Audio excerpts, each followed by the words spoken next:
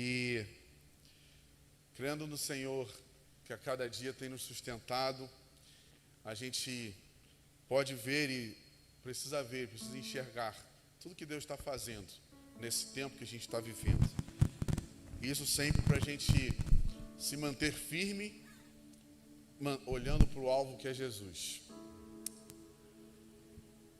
Nós vamos começar o nosso culto, então, dando aquele nosso bom dia especial para quem já está lá no chat da nossa igreja. Então aqui, Cássio e Débora, bom dia. Bom dia, queridos. Tia Francisca, bom dia. Renata, amor da minha vida, bom dia. Também Adelaide, tia Nena, bom dia, tia.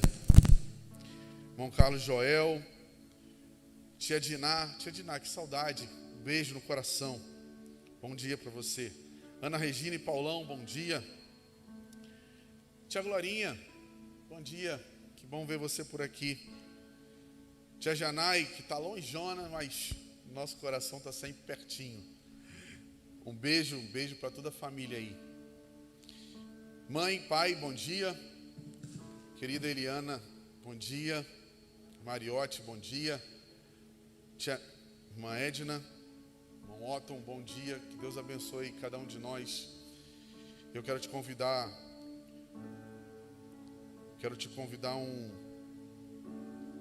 a orar junto com a gente. E que Deus possa estar conduzindo esse culto. Prepara seu coração aí para o que Deus quer falar ao seu coração, para que você também fale palavras, louvores, e absorva tudo que a gente preparou para esse culto, que Deus preparou para esse culto, que o Espírito Santo já preparou para tocar no nosso coração. Então, eu te peço primeiramente, orar juntos. Feche seus olhos. Vamos orar, queridos.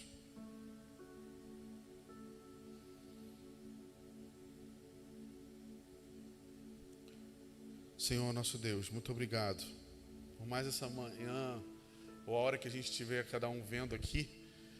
Eu te peço, Senhor, que a gente juntos preste nosso culto ao Senhor, juntos em um só coração,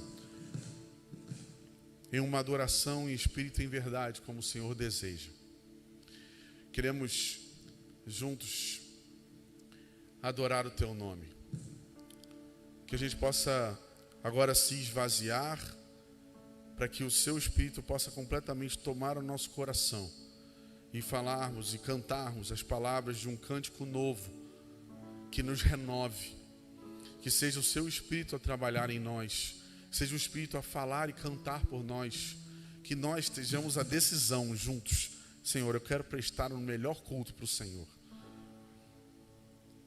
sem lamentar de nós não estarmos aqui. Não, o nosso lugar agora não é de lamentação, é de adoração. Que assim seja, Senhor, e nos ajude nisso. Abençoa a nossa igreja e cada um, em cada lugar e em cada hora que está assistindo. Nos ajude e, assim como a gente te pede, a gente quer declarar nesse culto: nós cremos em Jesus. Em nome de Jesus. Amém. Queridos, então, a gente vai ler um texto juntos, que está lá em Lucas 24, de 36 a 39. Diz assim, enquanto falavam sobre isso, o próprio Jesus apresentou-se entre eles e lhes disse: paz seja com vocês. Eles ficaram assustados e com medo, pensando que estavam vendo um espírito. Ele lhes disse: por que vocês estão tão perturbados e por que se levantam dúvidas nos corações de vocês? Vejam as minhas mãos e os meus pés, sou eu mesmo. Toquem-me e vejam, um espírito não tem carne nem ossos, como vocês estão vendo que eu tenho. Por que vocês estão perturbados e por que se levantam dúvidas nos corações de vocês? Jesus chega, ressurreto, se apresenta aos discípulos. E ele vê a dúvida no coração deles.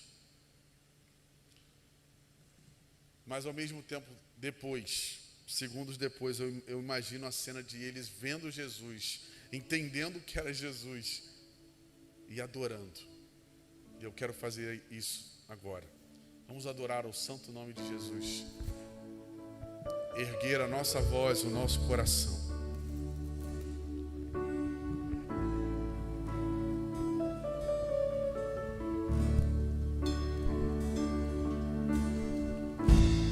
Meu Jesus, Salvador, outro igual não há. Todos os dias quero louvar as maravilhas de teu amor.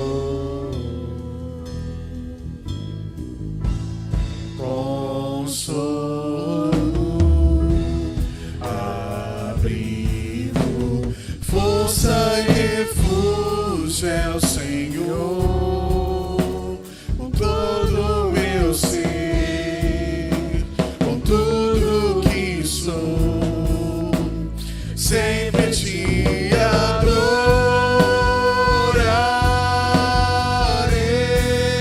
adorarei.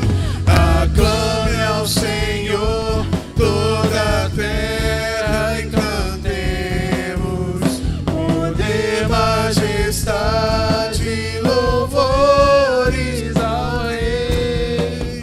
Montanhas se prostrem e rujam os mares ao som de teu nome. Alegre te louvo por teus grandes feitos, firmado estarei, sempre te amarei. Incomparáveis são tuas promessas pra mim.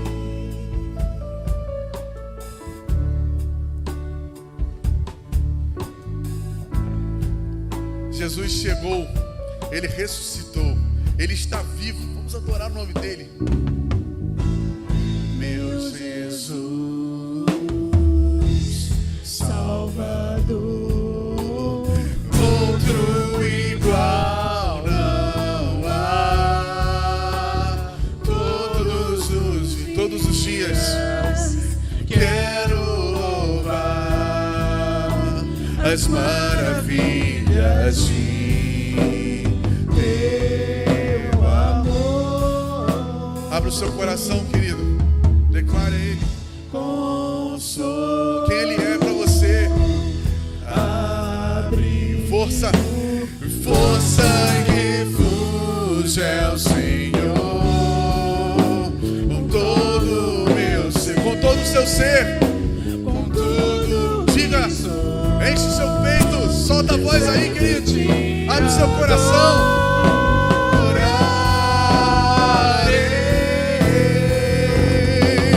Aclame ao Senhor toda a terra e cantemos poder, majestade, louvores ao Rei. Montanhas se prostrem e rujam os mares ao som de teu nome. Alegre te louvo por teus grandes feitos, firmado estarei, sempre te amarei.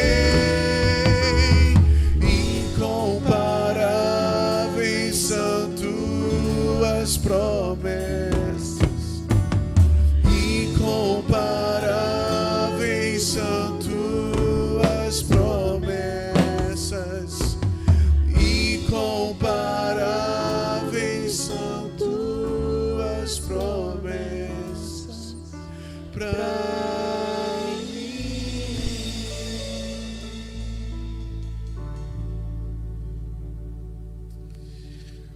depois que Jesus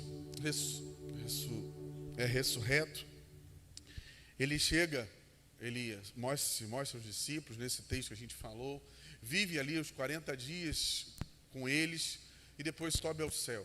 E a igreja perseguida se espalha por todo canto, e o evangelho do Senhor se espalha por todo lugar. E vai crescendo, e vai crescendo.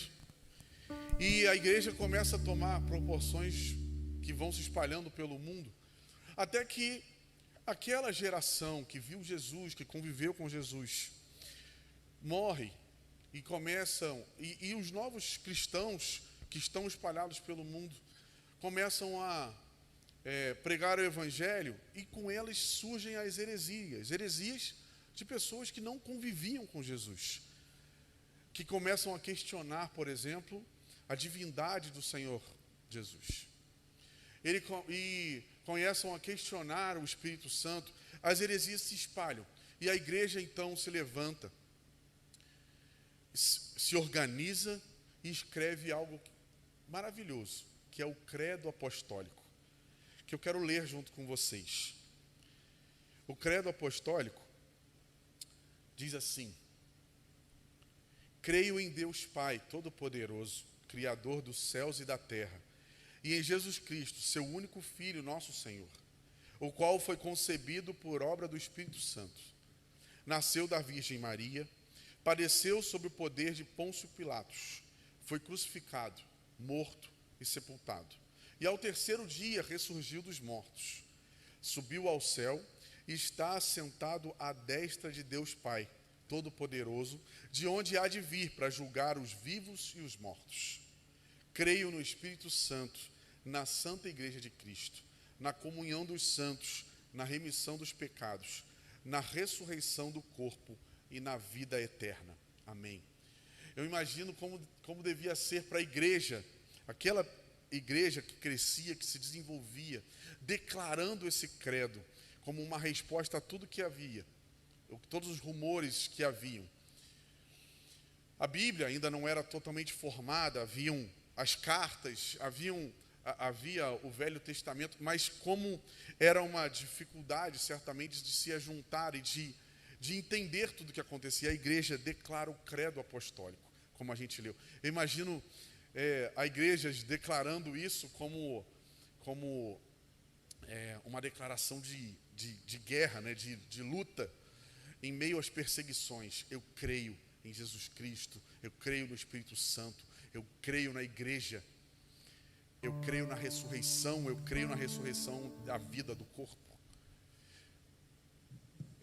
Lá no verso do meu certificado de batismo há o credo apostólico. Lá na minha época, que eu me batizei um tempão atrás, há 30 anos atrás, eu lembro de ter o credo lá, e às vezes a gente não sabe tanto dessa história, mas na história que nos trouxe até aqui, passou por várias coisas. Então, esse credo, eu quero te convidar a cantar ele, dizendo: eu acredito, eu creio em Jesus Cristo, eu creio. Eu quero te convidar então a cantar junto comigo. Vamos lá.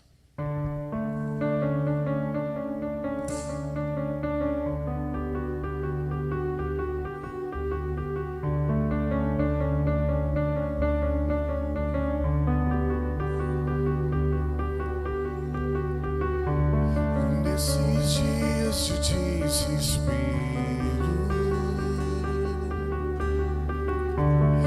incerteza e medo,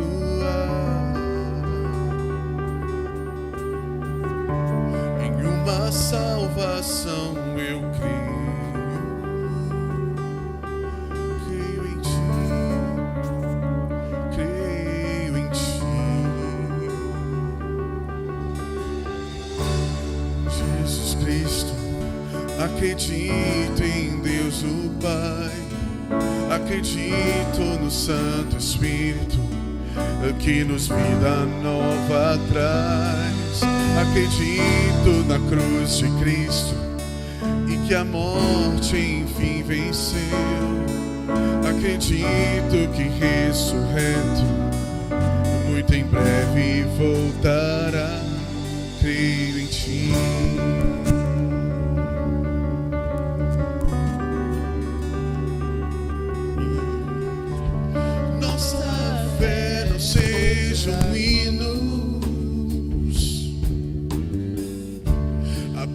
minhas notas em canções, e mesmo em tentações e fraco, quem em ti,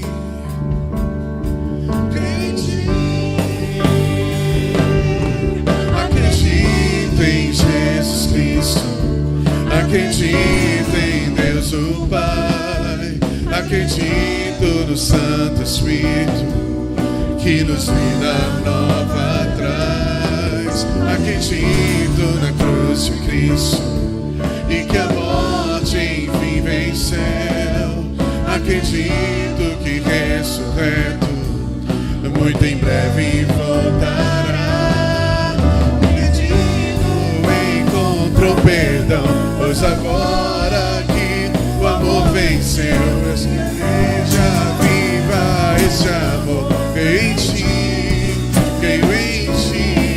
as cadeias não prevalecerão, pois o véu rasgou e veio ao chão, seu amor não voltará em vão, creio em ti, em Jesus Cristo, acredito em Deus o Pai, acredito no Santo Espírito que nos vida nova traz, acredito na cruz de Cristo e que a morte enfim venceu, acredito que ressurreto muito em breve voltará, creio em ti.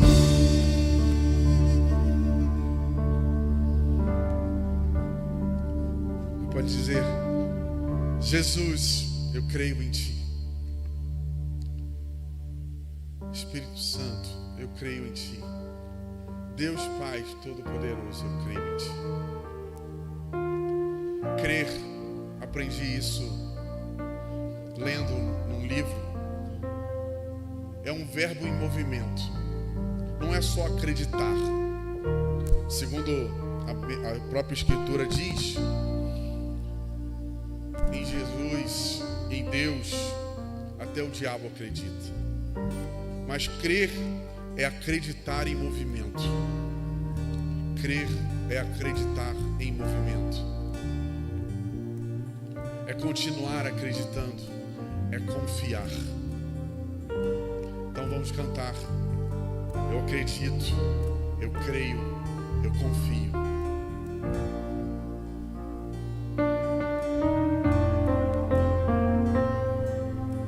Eis-me aqui, escuta o meu clamor. Preciso tanto te contar os meus medos, meus segredos.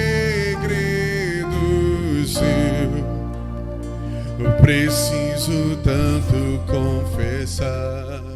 Eu sou tão fraco, tão pequeno sou.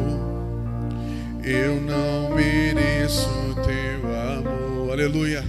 Mas a tua graça me alcançou, livre sou.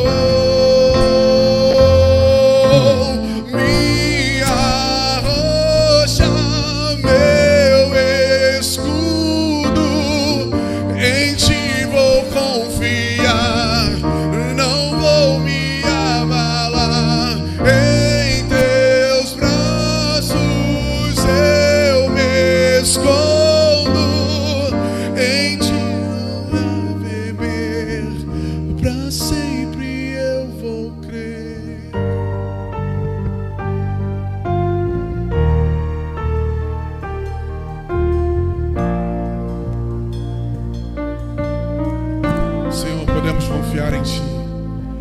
Eis-me aqui, escuta o meu clamor. Preciso tanto te contar os meus medos, meus segredos.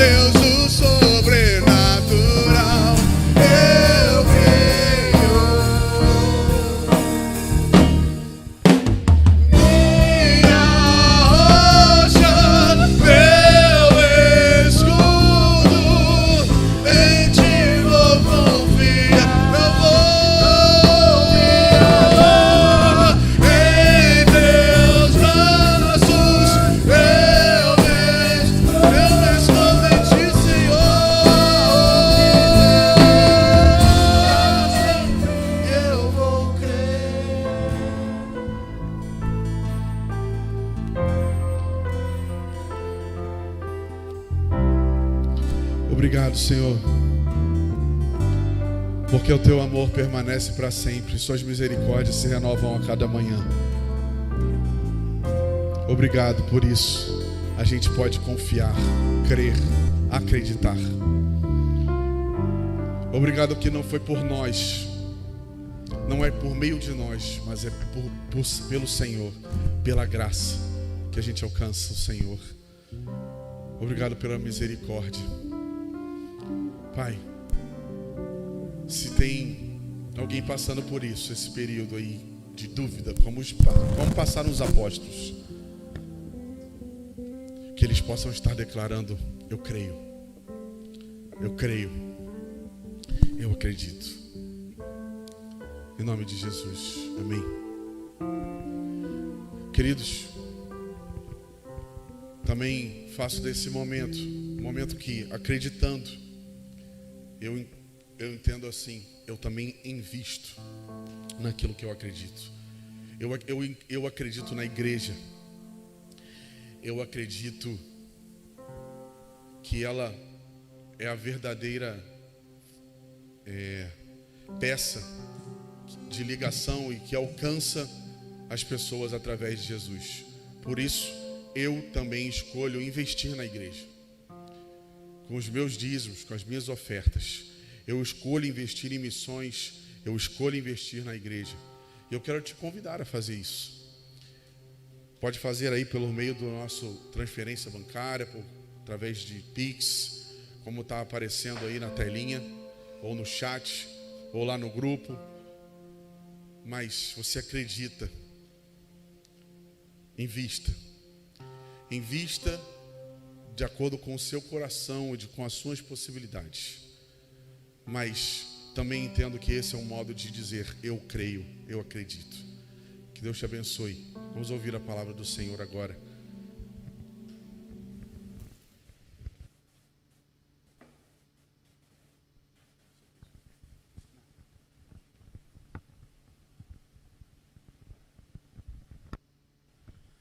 Olá, meu amado irmão, minha amada irmã.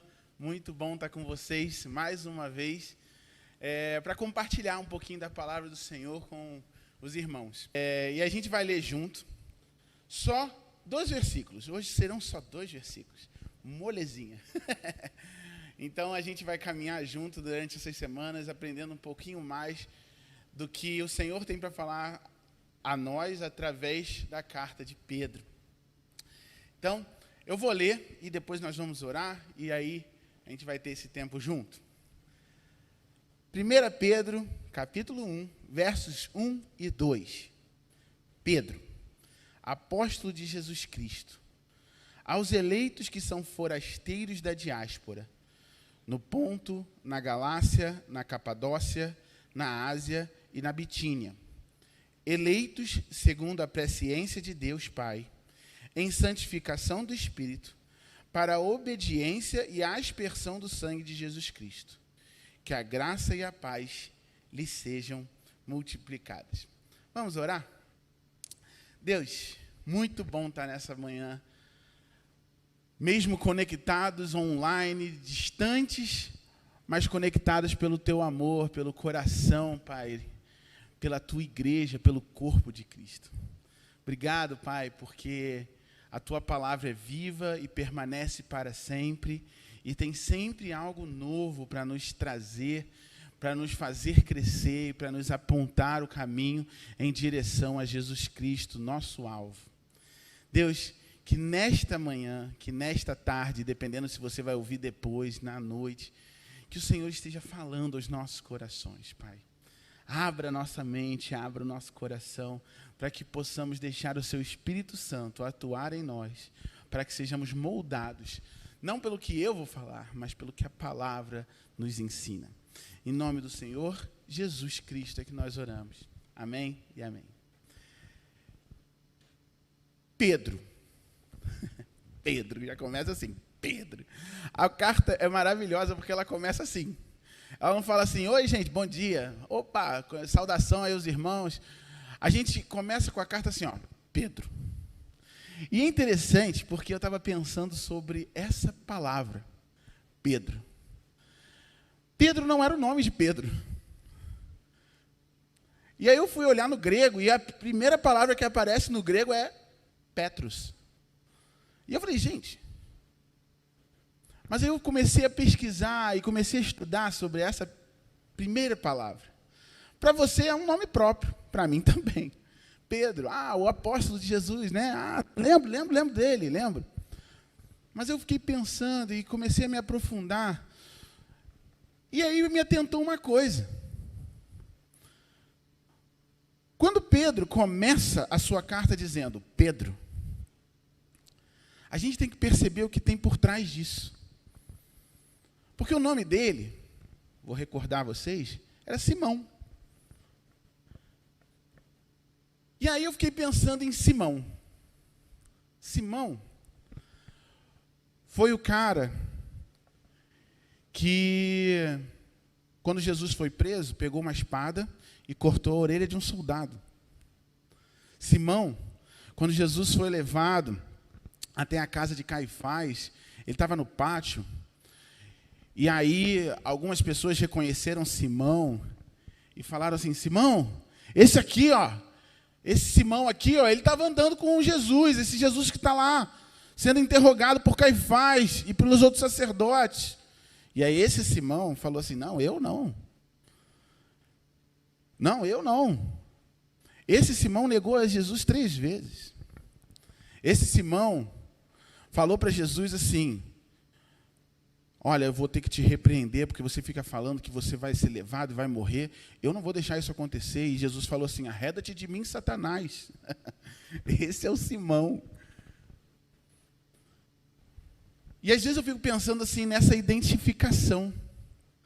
Pedro assumiu o nome Pedro, porque esse nome foi dado por Jesus. E justamente no momento em que Jesus pergunta para os seus discípulos assim, o que vocês dizem que eu sou? Quem vocês dizem quem eu sou? Porque os discípulos estavam falando, não, alguns falam que você é Elias, outros falam que você é um profeta. E aí Jesus faz essa pergunta, e vocês? Quem dizem que eu sou? E aí Simão fala assim, tu és o Cristo, Filho do Deus vivo, ungido do Pai, o Messias prometido. Aí Jesus olha para Pedro, na época ainda Simão, e fala assim, tu és Pedro, sobre essa rocha, essa verdade que você declarou, eu vou edificar a igreja de Cristo, a nova aliança com o meu povo. Pedro, é assim que ele começa a carta. Já não mais identificado com aquele Simão, mas identificado com Jesus, com aquela rocha, com aquela ideia clara de edificação da igreja, de edificação do povo. Tu és o Cristo, o Filho do Deus vivo, o ungido, o Messias esperado. Uma identificação. E aí eu quero começar dessa maneira, falando com vocês, e a primeira coisa que eu quero refletir com vocês, meus irmãos, é sobre isso. Pedro. Mas muitos de vocês estão me assistindo, ainda estão em conflitos com a sua identificação como Simão. Ainda olham para o Simão e falam assim, poxa, mas o Simão era um bom pescador. O Simão, ele era intempestivo, impetuoso, impulsivo.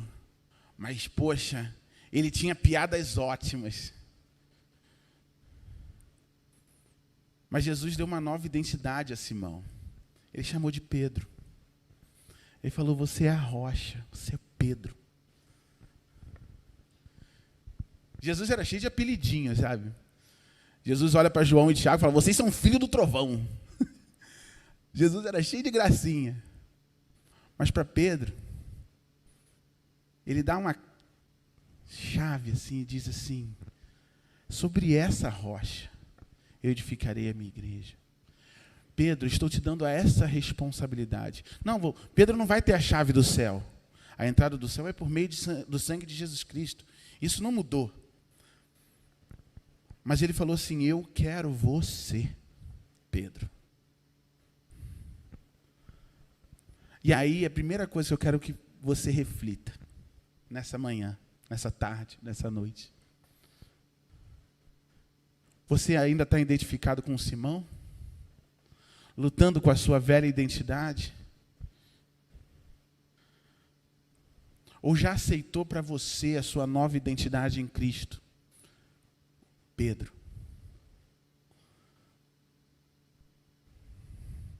Pedro poderia começar a carta dele dizendo assim, Simão, aquele que Jesus chamou de Pedro. Não, mas ele se identifica com aquilo que Jesus Cristo o identificou. Você pode estar me assistindo agora e se questionando. E talvez lutando num conflito com o seu velho homem. Sabe? O seu Simão, o Simão que está aí dentro de você. Eu gosto de uma frase de um amigo meu que diz assim, sabe, Thales, o meu problema é que o meu velho homem ainda está muito jovem. E eu fico pensando assim, é verdade. Porque se fosse um velho homem, uma pessoa caquética, dentro de mim, eu venceria facilmente com uma oração, ou com um tempo com Deus, assim, uma leiturazinha da Bíblia. Mas como um velho homem está tão forte ainda dentro de mim, guerreando, me impedindo às vezes de caminhar em santidade, me impedindo às vezes de ser fiel ao Senhor, de ser fiel aos meus amigos, aos meus próximos, à igreja, de ser compassivo, de ser misericordioso, me impedindo, sabe, aquele Simão que está aqui dentro, que tem seus valores deturpados, longe da palavra. Então, a primeira coisa que eu quero começar nesse sermão é fazer você refletir. Você ainda está vivendo como Simão ou já vive com uma identidade nova em Cristo, como Pedro? Essa carta de Pedro, ela é datada entre o ano 62 e 63. Pensando na tradição do calendário cristão, Jesus já tinha morrido e ressuscitado, já tinha mais de 30 anos, aí para perto de 30 anos. E Pedro ainda se via identificado com Cristo.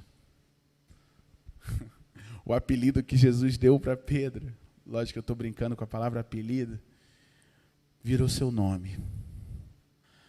Aquilo de que Jesus identificou a Pedro, virou a sua identidade. Cristo te chamou, meu filho, minha filha, meu irmão, minha irmã, para se identificar com Ele. Por que você insiste ainda se apresentando como Simão? E aí você fica pensando, não, eu não estou entendendo muito bem. Não, é fácil. Quando você vai para o trabalho, você é Simão. Quando você vem para o templo se reunir com a igreja, você é Pedro. Quando você vai para o churrasco dos amigos, para o encontro das mulheres, sabe, assim, aquela festa, aquele chá da tarde, aquela coisa legal, a festinha, a despedida de solteira, você é Simão. Mas quando você vai para a semente, para o grupo de comunhão da igreja, você vira Pedro. A gente começou a viver uma vida espiritual bipolar. Ora Simão, ora Pedro. Ora o velho homem, que ainda muitas vezes é forte, ora o novo homem em Cristo. Pedro não. Porque ele começa a sua carta dizendo Pedro. Aí você fala assim, meu Deus, você está vendo tudo isso só porque ele disse Pedro? Ele assumiu uma nova identidade em Cristo. E eu não estou falando para você mudar seu nome. Mas quando Deus deu uma nova identidade para Abraão, ele nunca mais se permitiu chamar de Abrão. Quando Jacó recebeu uma nova identidade de Deus, ele não chamava mais Jacó, o enganador, aquele que ludibria, aquele que engana. Ele passou a ser chamado de Israel. E aí a minha pergunta para você, e a primeira é: até quando você vai lutar com a sua antiga identidade? Pedro ou Simão? Jacó ou Israel? Abrão ou Abraão? Tales ou servo do Deus Altíssimo? Ou a gente assume a nossa identidade em Cristo em todo o tempo, ou a gente fica aí nessa bipolaridade. Ora vamos para um lado, ora vamos para o outro. Mas esse é só o primeiro ensinamento que a gente tem nesses 2 versículos. O segundo, continuando o texto, diz assim: Pedro, apóstolo de Deus. Gente, aí ele fala uma frase que eu acho incrivelmente maravilhosa. Aos eleitos que são forasteiros da diáspora. Como eu falei, ele se identifica como apóstolo, como Pedro, como alguém que tem uma nova identidade em Cristo. Ele está escrevendo aos eleitos. Eleitos.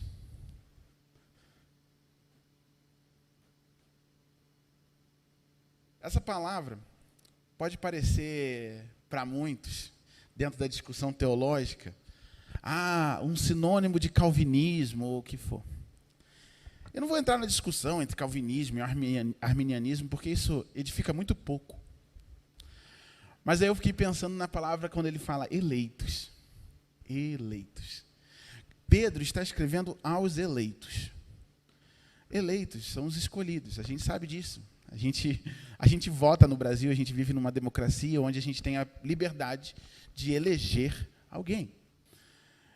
Pedro está escrevendo aos eleitos. Ele, um escolhido, um eleito do Senhor, está escrevendo aos eleitos. Pessoas que foram também escolhidas por Deus. Pessoas que foram escolhidas desde a formação do mundo para serem filhos de Deus.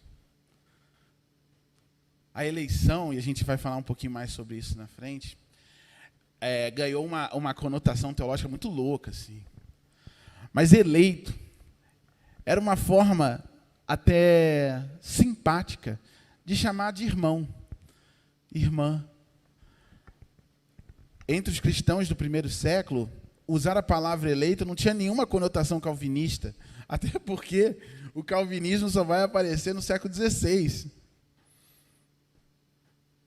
A gente está falando do primeiro século, quase 1.500 anos antes.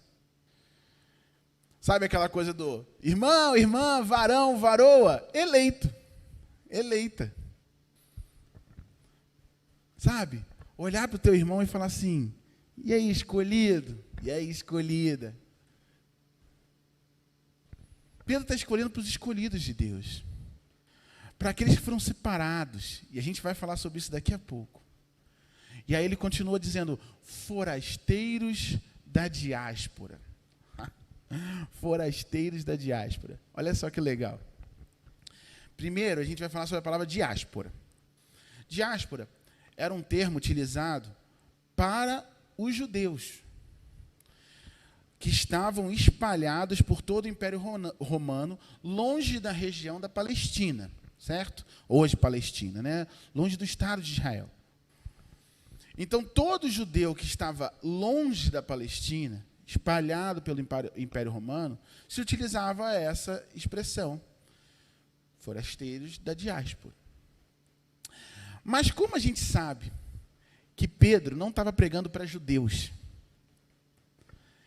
ele estava pregando para um povo que experimentou a nova aliança em Cristo. Aquela aliança exclusivista, muitas vezes entendida pelos judeus, de que o Deus de Israel era só para o Israel, aquele nascido de pai e mãe, descendentes de Abraão.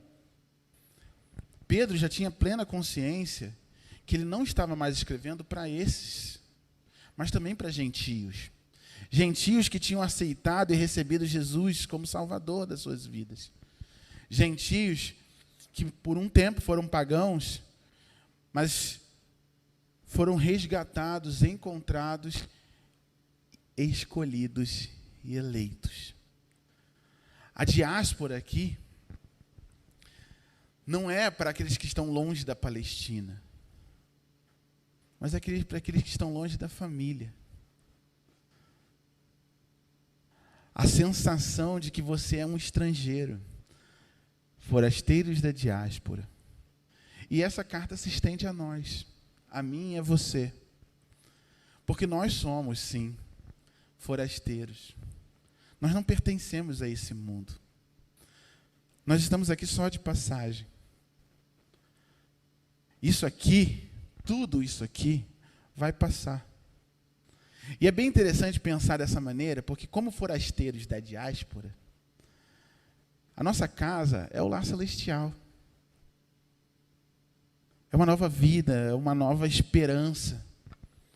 É um reino vivido em plenitude na segunda volta de Jesus.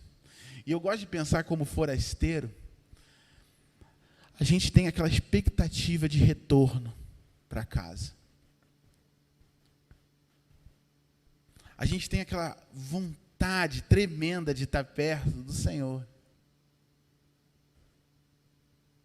de quem a gente precisa aprender, daquele que pode fazer tudo por nós. Forasteiros da diáspora. É o que nós somos. Forasteiros, estrangeiros. As pessoas olham para a gente e nos veem como estranhos. Tem que ser assim. Elas têm que olhar para a gente e falar assim, cara, tem um negócio esquisito com esse cara aqui. Eu lembro, quando dava aula de história aqui no Brasil, meus alunos, eu sempre tive a oportunidade, em todos os colégios que eu passei, para responder essa pergunta. Eu dava minha aula daquele meu jeito e tal, falando e tal, brincando com os alunos, mas sempre com seriedade no conteúdo. E eu fazia e tal, não sei o que. Cara, todos os meus alunos percebiam isso. E em todas as escolas que eu passei, eu tive o privilégio de responder essa pergunta. Professor, tem algo diferente em você. Você precisa falar para a gente o que é. Porque nenhum professor é igual a você. Eu falei, opa, você quer saber o que tem diferente em mim? Eu sou um estrangeiro, mas não conta para ninguém, não. Sou forasteiro, sou bicho estranho. Sou esquisitão. Sou mesmo. Porque Jesus me escolheu. Eu fui eleito por Ele. E por isso, eu não pertenço mais a esse mundo. E tudo que eu faço movido pela esperança de retornar para minha casa. Aí eles perguntavam, quando eu trabalhava em São Paulo, vai voltar para o Rio de Janeiro? Eu falei, não. Voltar para perto do meu Pai, para estar junto dele numa eternidade sem dor e sem sofrimento. Tema muito central nessa carta de Pedro, os irmãos vão perceber isso no decorrer das semanas. Pedro está escrevendo a carta para cristãos forasteiros, que vivem a dor, o sofrimento da perseguição, de serem taxados como estranhos, como estrangeiros, como esquisitos. E ele está dizendo assim, espera, vocês como forasteiros vão reencontrar o caminho para casa. Porque o nosso Pai voltará, Jesus Cristo voltará para nos guiar de volta para casa. Expectativa. Isso sim é ser forasteiro. E eu também penso na minha vida fora do Brasil. A gente fica 3 anos fora e retorna.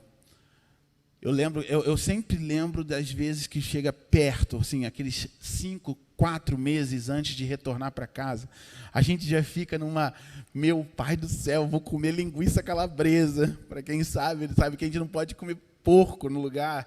Não tem, a Beatriz perguntou para mim outro dia, pai, naquele país que nós vamos, tem linguiça? Aí eu falei, não. E aí a gente já fica naquela expectativa, nossa, vou encontrar o pessoal, vou encontrar a família, a gente vai rir, a gente vai chorar, a gente vai se abraçar. Ai, meu pai, a gente já fica naquela expectativa. Porque nós somos estrangeiros. Lá, de uma nação diferente. Mas eu fico pensando como eu gostaria de viver como forasteiro nesse tempo. Dentro do ambiente espiritual. Será que eu tenho a mesma ansiedade e desejos fortes explodindo dentro do meu peito para que Jesus volte? Para que Ele venha me buscar? Ou ainda estou muito apegado às coisas desse mundo? Ai, mas eu quero que Jesus volte, mas poxa, a promoção do meu trabalho está saindo agora. Poxa, eu esperei tanto tempo para ser gerente. Ah, poxa, aí para os mais jovens que estão aí pensando em casar, poxa, estou esperando há tanto tempo, agora que chegou a minha vez de casar, e aí Jesus volta, ah, não, poxa, Jesus, deixa eu casar primeiro. Ou os casais que já estão casados há um tempo, ah, eu queria tanto ter um filho. Cara, tudo isso que você está falando e pensando pode ser bom, mas não é isso que você tem que se apegar.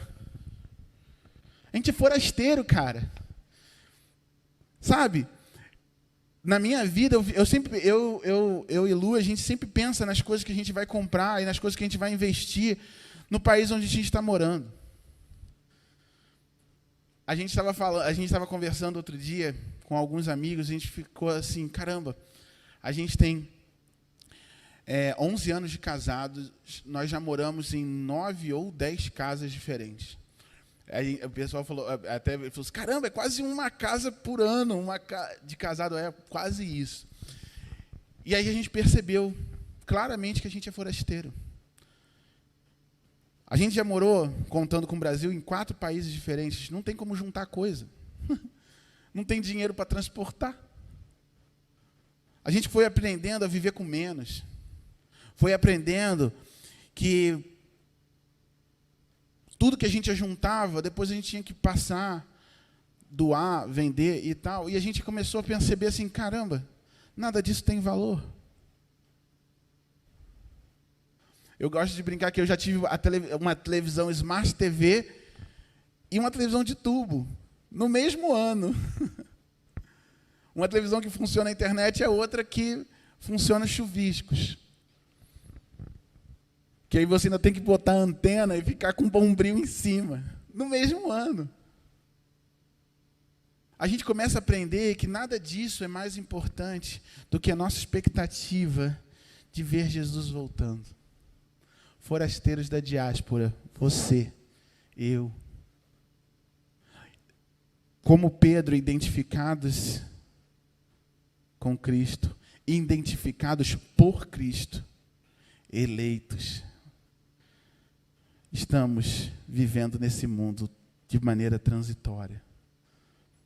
Porém, e aí é a minha segunda pergunta, talvez você ainda esteja lutando com a sua identidade, como se é Simão ou Pedro.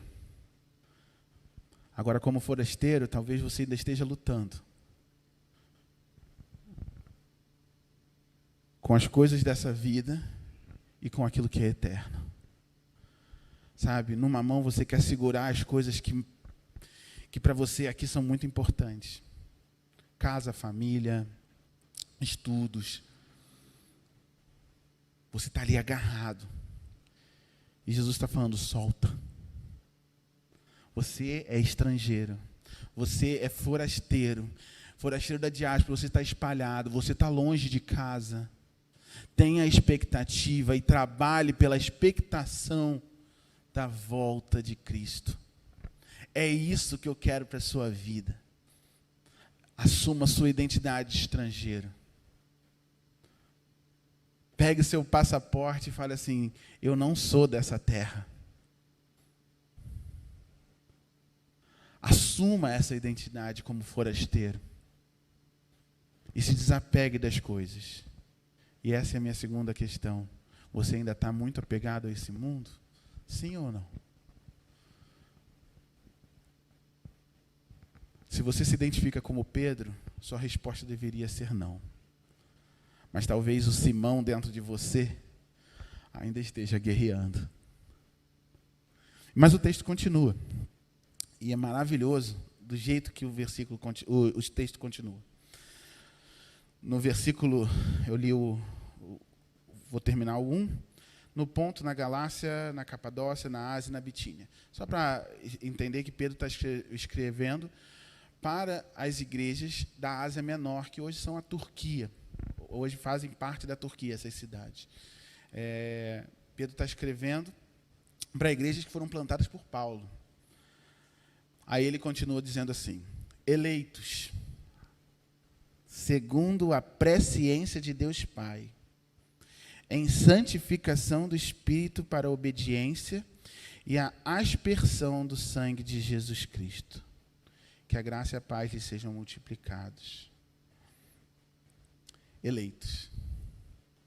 Nós fomos escolhidos desde a formação do mundo, isso eu já falei. Foi separado. Mas a beleza desse texto aqui está na Trindade. Não na nossa eleição, mas em como a Trindade trabalha em nós. Olha, ele fala assim: pela presciência de Deus Pai, pela soberania, pela supremacia de Deus Pai, pela onisciência de Deus Pai, você foi escolhido, separado, eleito, antes de você sair do ventre da sua mãe. Deus escolheu você, elegeu você, e aí eleito. Você foi separado pela soberania de Deus.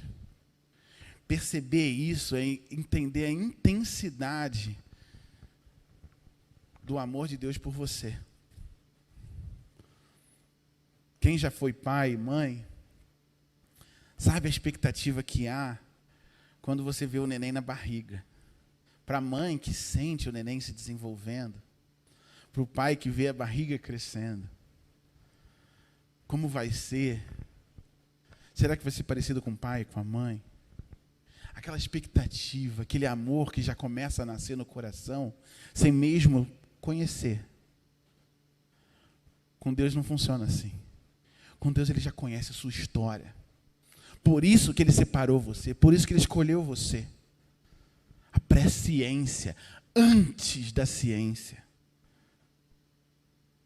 Ele é soberano sobre a sua vida e você é um escolhido. E olha só a Trindade aqui. Falamos da primeira pessoa, a segunda, santificação no Espírito Santo. Você foi separado. E a palavra santidade, santo, significa separado. Você foi escolhido e separado para a santificação em quem? No Espírito Santo. Ele vai atuar na sua vida para que você não seja mais Simão, mas assuma uma identidade como Cristo te identificou, como Pedro. E viver uma vida como forasteiro, aguardando a segunda volta de Jesus, trabalhando para que isso aconteça, não apegado às coisas desse mundo, santificados.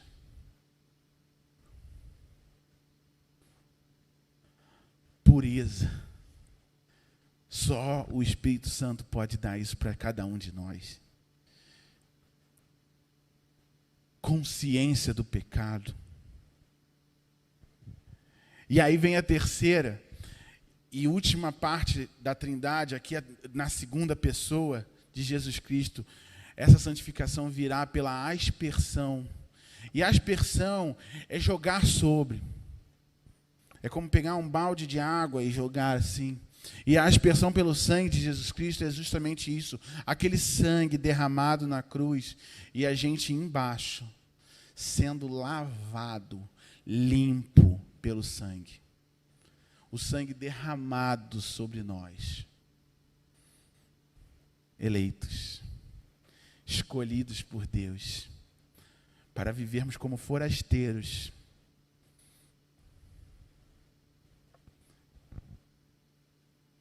Mas identificados com Cristo.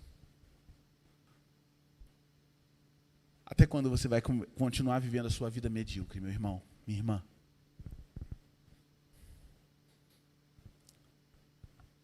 Ora Simão, ora Pedro. Uma espiritualidade bipolar. Depende do contexto, depende das pessoas que estão ao meu redor. O que vão pensar se falarem que eu sou Pedro? Não, prefiro ser Simão aqui. Ou ainda pegado nessas coisas desse mundo, emprego, carreira, família. Tudo isso tem seu valor, não estou dizendo que não. Mas você não pode amar mais as coisas desse mundo, você é forasteiro. Você foi chamado para ser estrangeiro. Até quando você vai viver essa vida? E mais, você foi eleito, escolhido para o Senhor. Na presciência do Pai, antes mesmo de você nascer, Ele já tinha escolhido você.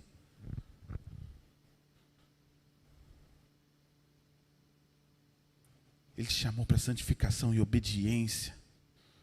Santificação pelo Espírito Santo, que habita em você, mas que você faz de tudo para suprimir a presença dele na sua vida.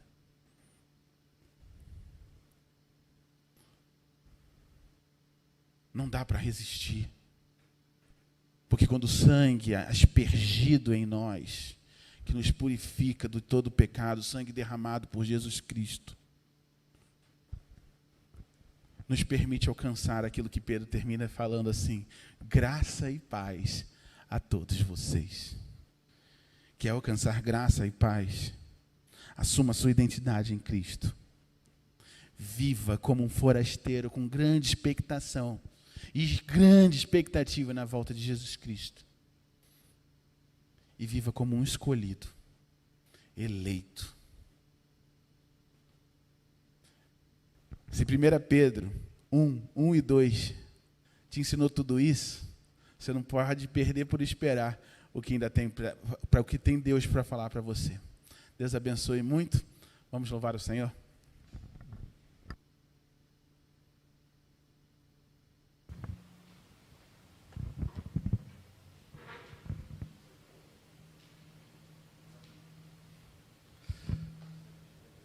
Que bom ouvir a mensagem do Senhor, não é? Querido, eu quero te convidar a cantar, continuando a pensar no que foi dito, no que a gente pôde escutar. Uma moça que tem uma frase: não sou do mundo, não. Jesus mudou a minha vida e eu agradeço a Ele por isso. Então, vamos cantar, agradecendo ao Senhor, porque Ele nos fez um novo homem, uma nova mulher, nos deu uma nova vida em Cristo Jesus. Somos forasteiros e a gente agradece a Deus por isso e vai em frente viver a vida que Deus tem pra gente.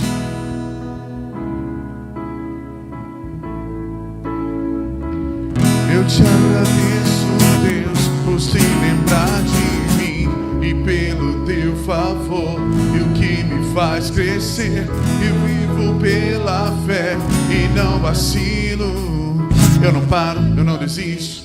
Eu sou de Deus, eu sou de Cristo.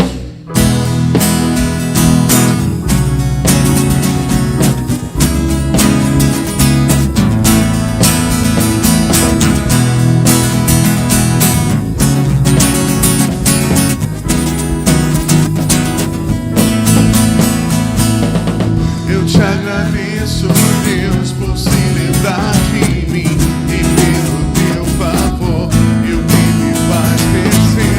Eu vivo pela fé e não vacilo. Eu não paro, eu não desisto.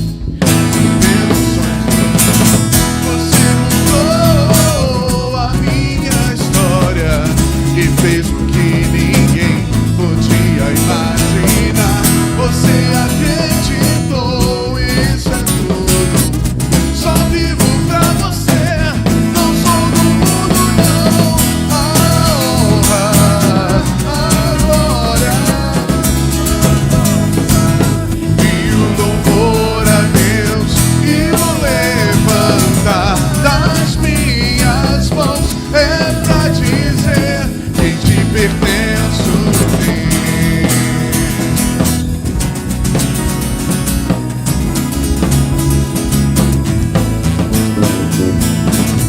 Eu te agradeço, Deus, e no deserto não me deixou morrer e nem desanimar. E como aquela mãe que não desistiu, você não se esqueceu, você insistiu, você mudou a minha história e fez o que ninguém podia imaginar.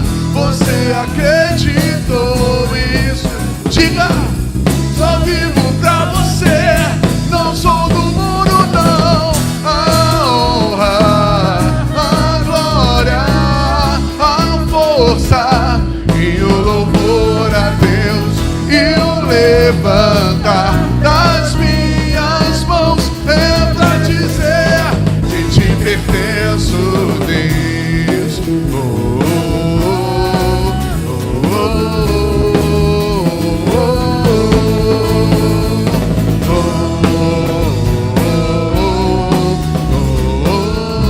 Você mudou a minha história. Você mudou a minha história e fez o que ninguém podia imaginar. Você acreditou. Diga aí, só vivo pra você, não sou do mundo não. A honra, a glória, a força e o louvor a Deus e o levantar das minhas mãos é pra dizer que te pertenço, Deus.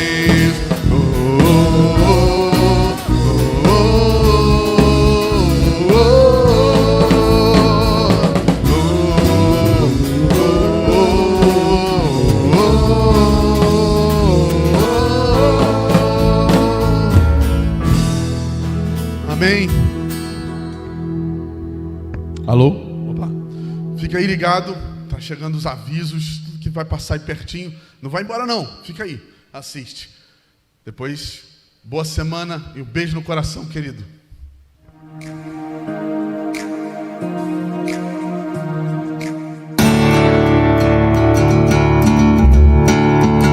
Olá, irmão na igreja.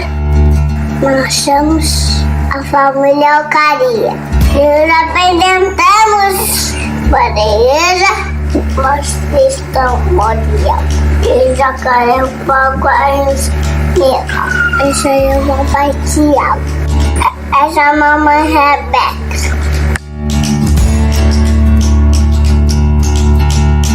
E sou o Zaquinho. E essa princesa Mami, Mel. A gente mora na aldeia, lá na selva, com os nois e a Numã. O papai vai falar com você. Olá, queridos irmãos em Cristo, é com muita alegria que eu completo a apresentação do nosso filho. Rebeca e eu somos casados desde 2017 e estamos aqui em Boa Vista, Roraima, desde 2019. Estamos vinculados à MEVA, que é a Missão Evangélica da Amazônia, que trabalha com povos indígenas há mais de 60 anos. E esse é o nosso projeto como família missionária, esse é o nosso projeto de vida. Queremos apresentar a vocês para que vocês possam conhecer e participar de alguma forma. A Rebeca vai estar falando para vocês um pouco sobre esse projeto. Nosso primeiro desafio dentro de tudo aquilo que a gente tem planejado é o aprendizado da língua. Aprender a língua é muito importante, porque é a única forma da gente comunicar o evangelho de forma segura e de também construir relacionamento com os índios. Após a gente atingir um nível específico da língua, a gente também quer fazer parte das atividades da igreja, de ensino bíblico, de discipulado. Queridos, fica aqui o nosso carinho, o nosso agradecimento pela Gabi, pelo pastor Jonathan Salgado, por esse espaço cedido a nós. E fica o nosso convite para vocês fazerem parte desse ministério, desse projeto, de alguma forma. Um beijo, um abraço e tchau, tchau.